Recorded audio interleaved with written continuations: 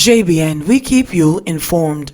Lluidas Vale man killed on Holy Thursday. A native of Lluidas Vale in St. Catherine is dead, and his common-law wife is battling for life after they were sprayed with more than 20 bullets at their home in the Caymanas Estate area of Spanish Town, St. Catherine on Holy Thursday, April 9. The deceased is 32-year-old Christopher Frazer, otherwise called Bangs. Sources said Frazer was shot 7 times, while his common-law wife was hit by 15 bullets. It appears the two were targeted. At the time of the incident, Frazer and his common-law wife were among a group of people at their home where a bar is also located. Speculation is rife that the shooting is probably linked to a dispute which Frazer and his common-law wife had last month with another family in the Caymanas Estate community.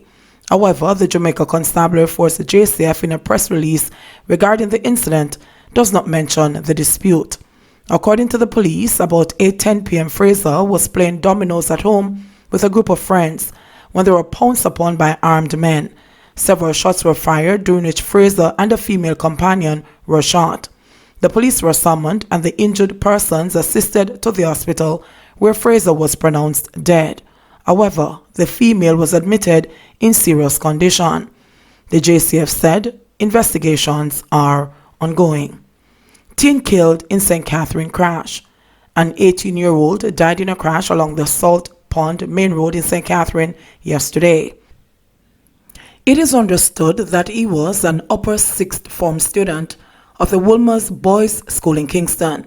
He has been identified as Udre McGee. The crash happened sometime yesterday afternoon when McGee, who was believed to be driving alone in a Subaru motor car, collided with a truck. Firefighters had to cut away the wreckage to remove him from the mangled vehicle. First shipment of COVID-19 supplies arrives in Jamaica. The government has received the first shipment of supplies, which includes equipment to assist in the fight against COVID-19. The supplies, sourced from the United States, Ireland, and China, are valued at approximately $1 billion. The announcement was made yesterday afternoon by Minister of Health and Wellness, Dr. Christopher Frazer, in a video posted to his Twitter page. The video shows Frazer touring the warehouse of the National Health Fund, where the supplies are being stored. He said the supplies included masks, beds for intensive care units, ventilators, stretchers, and thermometers. St. Anne woman reveals frightening tale of machete wielders intimidating her. A Jamaican woman who returned to the island on March 21 is facing the brunt of COVID-19 fear among residents in her community, even as she has been in self-quarantine for the last 21 days. Anisha Peart of Abercur District in St. Anne, in a telephone interview last week, described a frightful ordeal in which residents walked past her house with machetes in a menacing fashion, speculating that she had caught the virus. Peart, who works as a nail technician on a cruise ship, returned to Jamaica from Australia by way of Alaska and San Francisco, USA.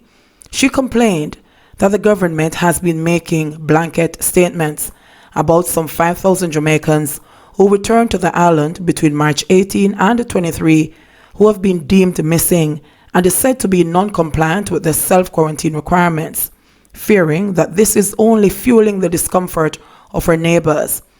The ministry needs to let people know, upon the news, that it is not everybody, because what they are saying makes it look like it's everybody, said Peart.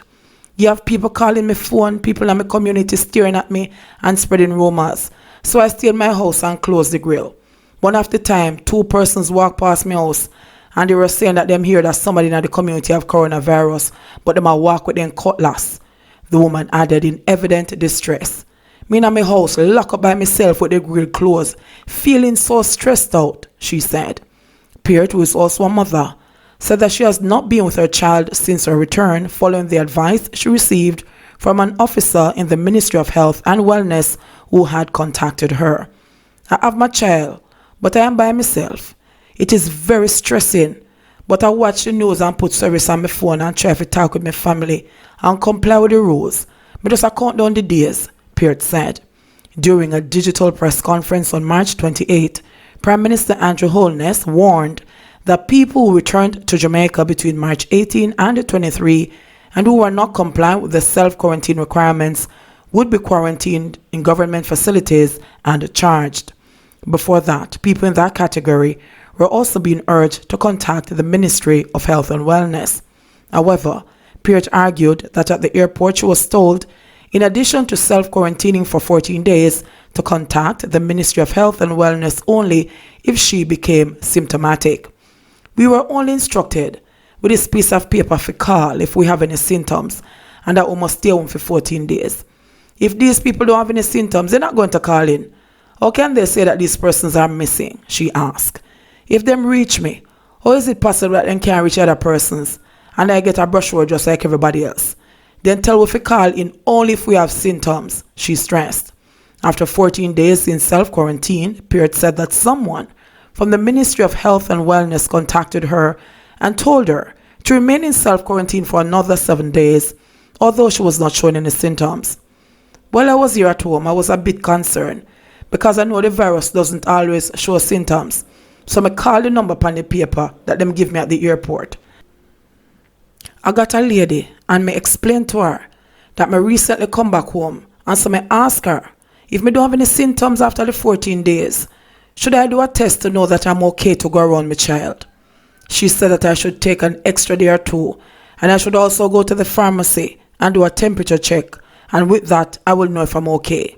2 days later, a woman from the health department called me to check up on me to find out if me doing alright. Then she told me that I should stay home for 21 days. Before that, everyone that I talked to told me that I should stay home for 14 days, Peart said, complaining also that there has been some inconsistency in reaching the Health and Wellness Ministry's COVID-19 phone lines. I had to phone the police station and I got 4 telephone numbers and I have been calling those 4 numbers. Nobody no pick up.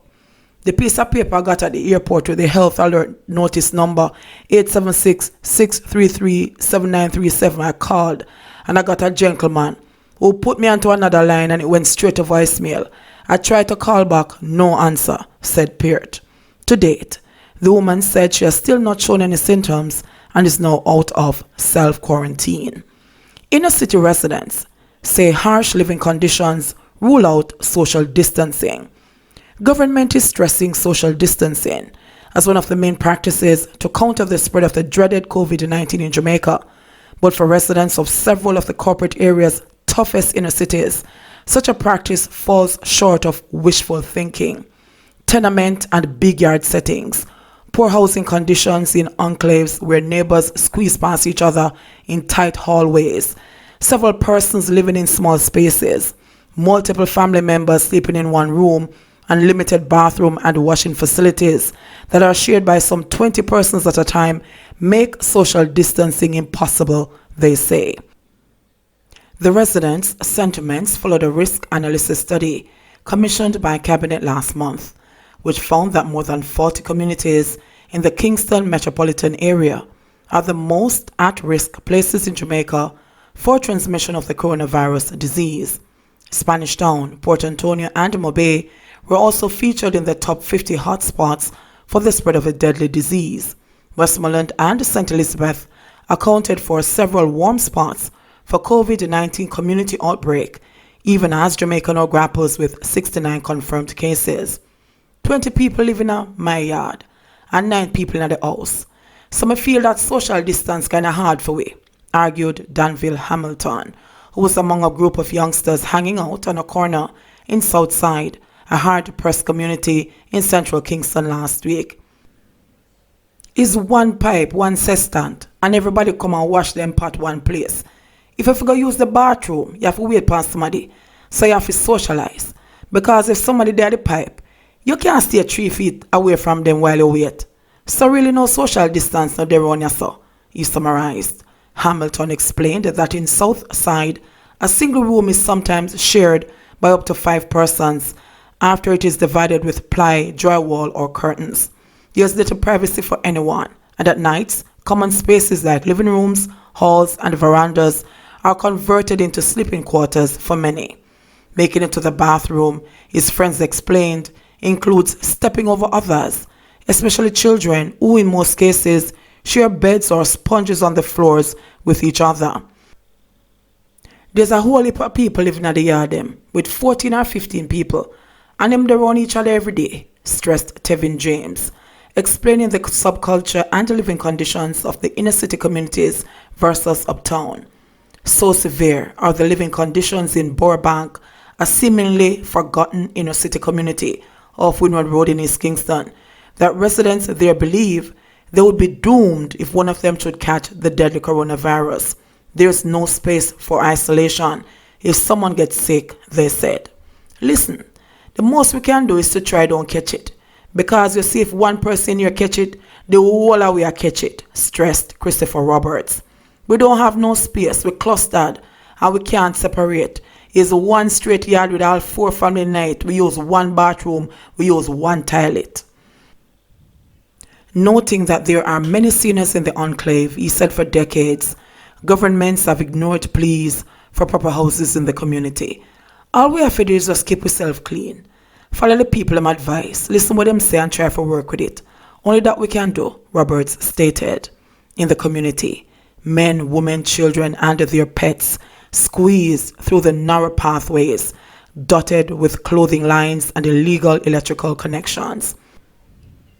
Accepting that it is too late for proper housing to protect them from an outbreak of COVID-19, they are pleading for cleaning supplies from the authorities to help with sanitization.